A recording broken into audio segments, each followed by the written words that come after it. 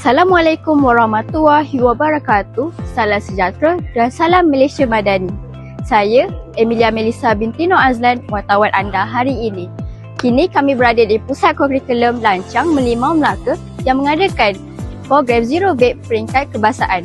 Mari kita saksikan episod khas kali ini.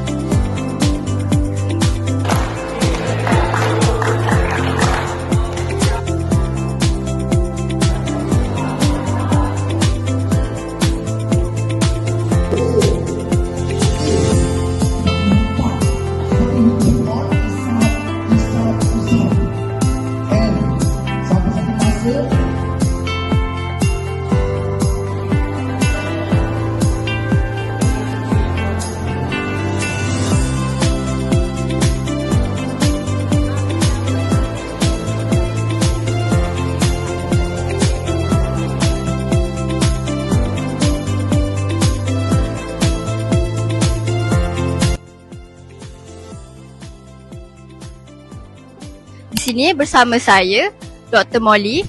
Okey, Dr. Molly, apa manfaat tentang program ini? Boleh terangkan untuk penonton di luar sana? Okey, selamat pagi. Okey, program Zero Vape kebangsaan ni sangat bermanfaat lah kepada pelajar-pelajar semua sebab program ni membantu meningkatkan pengetahuan mengenai keburukan bahaya penimbukok dan vape kepada pelajar-pelajar. Jadi pelajar mendapat tahu tentang banyak keburukan rokok dan vape supaya mereka tidak terjebak dengan gejala-gejala negatif tersebut. Baik, lagi satu soalan. Izinkan saya bertanya, apa perasaan Dr. Molly lepas buat program macam ni?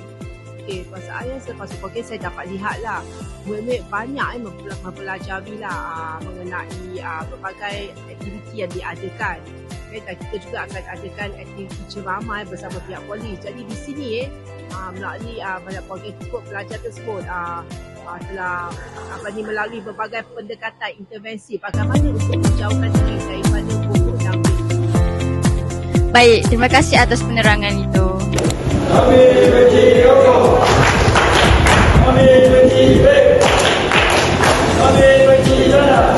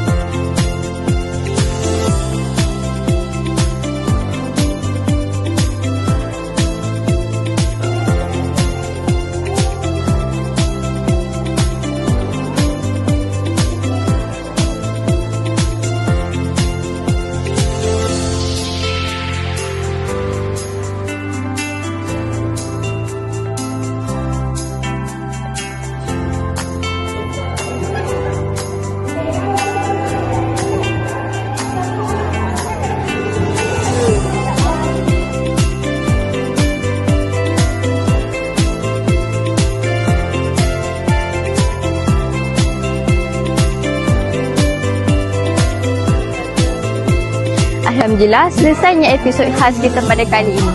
Saya harap program ini memberi pelbagai manfaat dan pengajaran untuk kita semua. Itu sahaja daripada kami. #TVPSS, jalur informasi anda.